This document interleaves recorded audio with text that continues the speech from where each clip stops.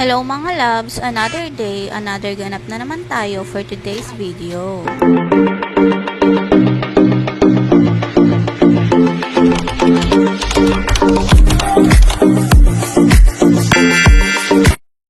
Medyo tanghali na nga nito at ang sarap pa nga ng tulog ng mga ate. At habang mahimbing pa nga natutulog ang mga ate at eto naman ang bunso at nag-aalmusal na. Maaga din kasi itong nagising kanina kaya naman pagkain agad ang hanap. At dahil nga tapos na rin ako magkape niyan ay nagwalis na nga rin muna ako sa labas dahil nga napakarami ng kalat na basura. Naglinis kasi ako kagabi sa mga gamit ko sa pag-drawing. At tinapon ko na rin yung mga hindi na kailangan at yung mga ballpen at marker na mga wala ng tinta. At napansin ko nga na marami na rin pala akong naipon na gamit sa pagdrawing at sa pagpaint. Kaya nga lang hindi ko na nga rin ito nagagamit. Pagpasensyahan nyo na po muna pala yung loob ng bahay namin dahil hindi pa talaga ako nakakapagligpit ng hinigaan namin. At meron na naman ng isang bata na nakabantay sa pintuan at nagbabalak na naman nga na sumunod dito sa labas. Pinagkasya ko na nga lang muna pala itong basura dito sa basurahan namin dahil hindi pa nga ako nakakabili ng sako para paglagyan ng mga basura. Napuno na rin kasi ng basura yung binili kong sako nung nakaraan dahil nga naglinis si daddy dito sa harapan namin. Monday pa kasi naghahakot ng basura dito kaya naman hindi namin pwede hindi isako ang mga basura dito dahil nga ikinakalat lang ng mga aso at pusa. Lalo na't minilalagay ako sa sako ng mga tira-tirang kanin at binubutas talaga ng mga aso at pusa. At nang matapos na nga ako magwalis sa labas ay nagising na nga rin sila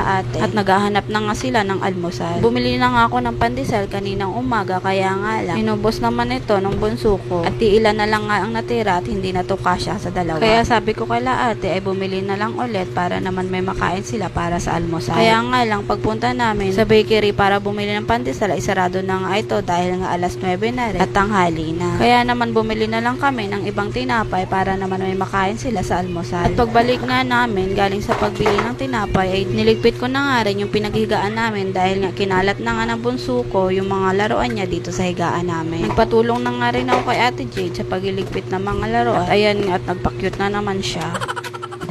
Tapos na din kasi siyang kumain niya. Kaya naman siya na lang yung pinatulong ko dahil nga kumakain pa rin si Ate Alexa. Tumulong na nga rin ang bata sa pagliligpit ng mga laruan niya dahil sinabihan nga ni ate na iligpit na nga yung mga toys. Tinupi ko na nga rin yung foam na ginamit namin para naman maipasok sa kwarto at para makapagwalis na din dito sa loob ng bahay namin. Napakarami na nga dumi ng bedsheet namin at kailangan na nga rin itong palitan dahil nga nabuhusan nga din ito ng tubig kahapon. Tinamad nga lang din akong palitan kahapon kaya naman natuyo na ulit at gamit pa nga namin ngayon.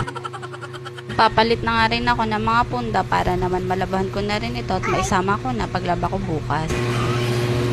Say hi na, say hi!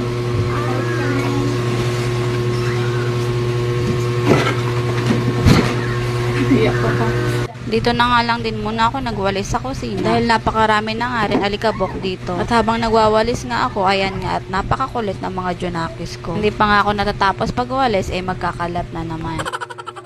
Hindi na din kasi ako nakapagwalis ng maayos kagabi dahil nga late na rin kami kumain ng hapunan. Dahil nga nagluto ako kahapon ng champurado para sa merienda at napakabigat nga nito sa tiyan. Kaya naman hindi ka talaga makakapag-isip ng maayos kung anong uulamin mo kapag busog ka. Kaya minsan yung mga bata ang tinatanong namin kung anong gusto nilang ulam para naman hindi na rin kami mahirapan pag-isip. Pagkatapos ko nga magwalis ay inayos ko nga muna ang cover ng lamesa namin. Dahil nga napakapangit tingnan pag wala itong cover dahil nga napakaluma na nito. Hindi ko na nga rin muna inayos yung nasa ilalim nito dahil nga mamaya alam ko na magugulo na naman ito. At nang maayos ko na nga itong cover ng lamesa ay isinunod ko na nga itong cover ng upuan namin. At kahit nga mayat maya ang ayos ko dito ay mayat maya rin ang gulo nito. Hindi mo talaga makikitang maayos ito dahil nga lagi na lang parang binagyo kapag inuupuan. At nang makakain na kami ng tanghalian at nakapagpahinga na nga rin ako at ito na naman talaga ang makikita nyo sa sala namin. Wala pa ngang isang oras at ayan na naman para na namang binagyo at nakakalat na naman nga ang mga laruan ng bunso ko. Medyo makulimlim nga pala ng mga oras na yan kaya hindi rin masyadong mainit sa loob ng bahay namin. Mabuti na nga lang din at hindi ako naglaba ngayong araw na to. Baka bumaho nga lang din kapag hindi nainitan ng maayos. Bukas na lang din ako maglalaba dahil nga wala din namang pasok si daddy bukas at para malabahan ko na rin lahat ng labahan namin. At yan na lang po muna for today's video. Thank you for watching everyone.